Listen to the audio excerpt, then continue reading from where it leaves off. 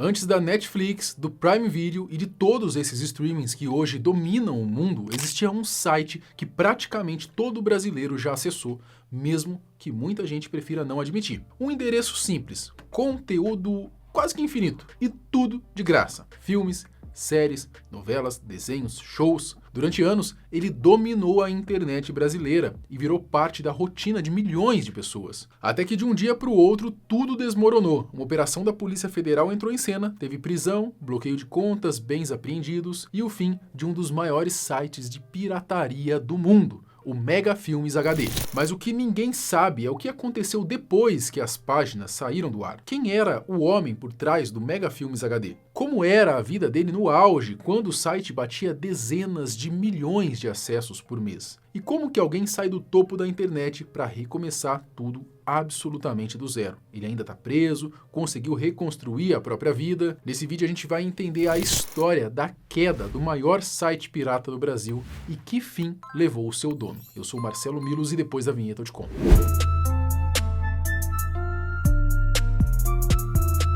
Uma parte enorme das pessoas que usam a internet hoje, principalmente a galera mais jovem, talvez nem saiba, mas antes dos serviços de streaming, o mundo se virava basicamente com a TV a cabo e uma internet meio capenga. Ainda assim, já era o suficiente para assistir séries e filmes em sites duvidosos espalhados pelo Google. E é exatamente nesse cenário que o Mega Filmes HD entra na história. A verdade é que vários sites piratas surgiram naquela época, mas o Mega Filmes se destacou como o maior do Brasil e um dos maiores do mundo. Criado em 2009 por Marcos Magno, quando ele morava no Japão, e chegando ao Brasil em 2011, o site reunia séries, filmes, documentários, novelas, shows, desenhos e até programas de TV, e tudo isso pela bagatela de R$0. Sim, tudo no 0800, de graça. Tudo começou em 2009.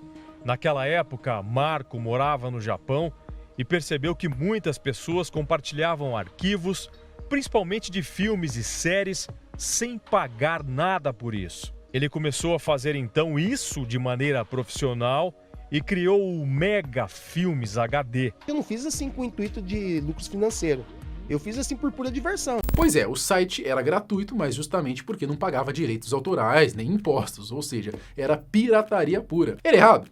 Era, mas ainda assim fez a felicidade de muita gente ao longo dos anos. No auge, o site chegou a bater cerca de 60 milhões de visitas por mês, um número simplesmente absurdo, até mesmo para os padrões de hoje. E esse nível de acesso se manteve por aproximadamente 5 anos. E claro que os donos, apesar de não cobrarem nada diretamente de quem usava a plataforma, ganhavam uma boa grana com o projeto. O dinheiro não vinha de assinaturas, mas das propagandas exibidas nos sites. E não era pouca coisa não, tá? Eles chegaram a faturar algo em torno de R$70 mil por mês durante um bom período. E vale lembrar, R$70 mil naquela época valia bem mais do que hoje. Naquele momento, o maior site de pirataria da América Latina era sem dúvida um excelente negócio para os seus idealizadores. Mas tudo isso desmoronou em 18 de novembro de 2015, quando uma operação levou Marcos, sua esposa e outras pessoas à justiça, colocando um ponto final no site que por anos fez a alegria de muita gente. A prisão e as consequências. Por conta da pirataria, as autoridades colocaram no pé a chamada Operação Barba Negra. A ação da Polícia Federal tinha como objetivo desarticular organizações que praticavam crimes contra direitos autorais pela internet. E, com a PF de olho, virou apenas uma questão de tempo até o Mega Filmes HD ir pro buraco. E a parte curiosa dessa história é que as autoridades chegaram até Marcos a partir de denúncias feitas por estrangeiros. Os estrangeiros denunciaram Marco às autoridades brasileiras por pirataria. A Polícia Federal estourou a Operação Barba Negra. Marco caiu junto com a ex-mulher.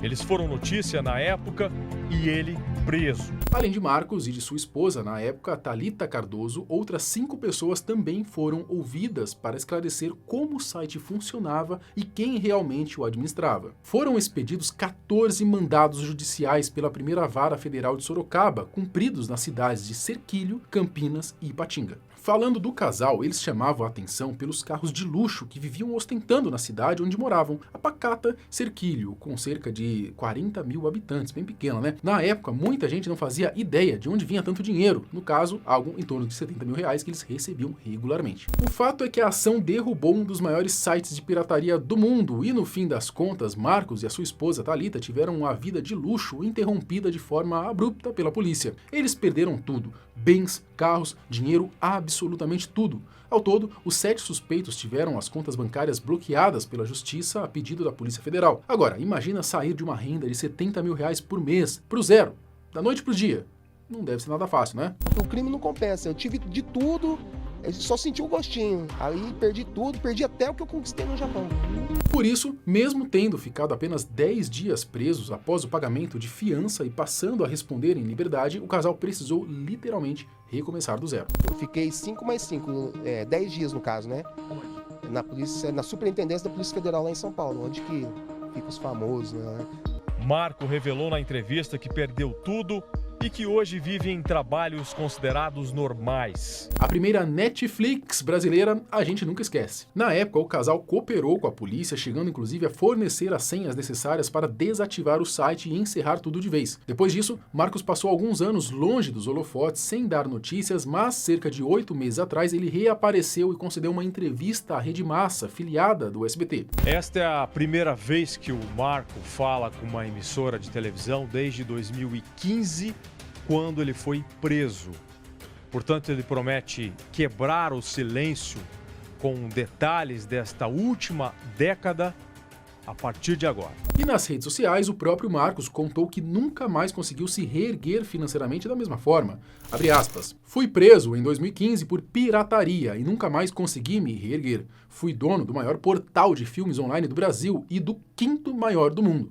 Segundo ele, tudo o que tinha foi consumido por advogados e despesas judiciais, e hoje se mantém com um trabalho lícito. Logo após sair da prisão, Marcos e a esposa chegaram até a vender salgados, usando um Voyage 87 emprestado pelo tio da Thalita. Ela também trabalhava como gerente de bar, e naquela época, como acabaram ficando famosos, Thalita contou que chegou a receber bandas sertanejas pedindo divulgação. Já Marcos Cardoso, hoje em dia, leva uma vida honesta, longe de qualquer falcatrua, trabalhando como frentista num posto de gasolina em Londrina, no Paraná. Eu recentemente abasteci o carro com ele, aí conversamos e obviamente disso a gente produz essa reportagem especial contando um pouco da vida de um dos maiores falsificadores do Brasil, que vive aqui em Londrina e hoje a frentista perdeu tudo. Ele também costuma compartilhar um pouco da própria rotina e algumas reflexões sobre a indústria do entretenimento em seu perfil pessoal nas redes sociais. Marcos afirma que entendeu que o que fez no passado foi errado, principalmente por não pagar direitos autorais e impostos, mas também diz que já pagou pelo que devia e que hoje ele é um homem trabalhador, honesto e respeitado. O conselho é a gurizada aí, a molecada nova aí, que tá começando aí nesse mundo aí, né? Tentar ganhar dinheiro na internet de outras formas, de formas legais, entendeu? Ele tem um filho, se separou da Thalita e se casou novamente. Nas redes sociais ele ainda relembra o megafilme sempre que tem oportunidade. Inclusive, há até um depoimento publicado no seu Instagram. Em um desses relatos, por exemplo, uma menina contou que chegou a dizer que queria se matar, mas não fez isso porque precisava terminar Supernatural, você acredita? Sem dinheiro para pagar, ela acabou assistindo tudo pelo Megafilmes e, segundo ela, aquilo acabou ajudando a atravessar um momento muito difícil. Vale lembrar que na época ele e a esposa não enxergavam o que estavam fazendo como algo tão grave assim. E ao que tudo indica, até hoje as autoridades ainda seguem bloqueando contas ligadas ao nome de Marcos. Mesmo assim, no Instagram dele tem um Pix e lá tem muita gente que brinca, né, dizendo que deve isso a ele pelos anos de serviços prestados. Na época, muita gente ficou até revoltada com a prisão dele, mas no fim das contas parece que a lição foi aprendida e hoje ele tenta seguir a vida do jeito certo. Agora resta torcer, né, para que ele consiga aproveitar a visibilidade que recebe de vez em quando e quem sabe se reerguer novamente. Seria incrível trocar uma ideia com ele, né? Quem sabe até um podcast. E eu não vou ser hipócrita aqui, tá? Eu já assisti muito conteúdo pelo Megafilmes HD. Hoje, graças a Deus, eu tenho condições de pagar por serviços de streaming, comprar jogos e consumir tudo de forma legalizada. Mas naquela época é impossível ignorar ignorar o papel que a pirataria teve no Brasil. E não, isso não significa dizer que a pirataria é correta, longe disso. A questão é, quantos adultos de hoje não conseguiram viver momentos marcantes na infância ou na adolescência justamente porque tiveram acesso a um jogo na banquinha do camelô por R$5, ou porque puderam assistir a um filme no Mega Filmes HD e guardam essas memórias até hoje. E agora, com os streamings cada vez mais caros e ainda enfiando propaganda se você não pagar o pacote Ultra Mega Blaster, a tendência é clara, a pirataria pode voltar com muita força. Mas aí, o que você acha? Você chegou a assistir Mega Filmes HD? Acha que daria uma boa conversa, um podcast conversando com o Marcos? Comenta aqui embaixo o que você acha da pirataria. Você acha que pode voltar por conta desses abusos aí que os streamers estão comentando, né? A Prime, por exemplo, cara, eu tô assistindo lá, daqui a pouco, pum! Um comercial de 30 segundos, nada. Cara, dá um ódio, rapaz. Aí se você não quiser, você tem que pagar um pacote mais caro. É brincadeira, não? Mas tá aí, né? Comenta o que vocês acham disso aí. E se o Marcos assistir esse vídeo aqui, Marcos, me chama lá no Instagram, lá, vamos marcar um bate-papo. Quem sabe aí rola uma conversa legal aí pra você contar pra gente a trajetória do Mega Filmes, né? Eu acho que, bom, meu público aqui que me assiste é um pouquinho mais velho, eu acho que a galera deve se lembrar desse ícone aí das terras tupiniquins, né? Bom, até o próximo vídeo. Tchau!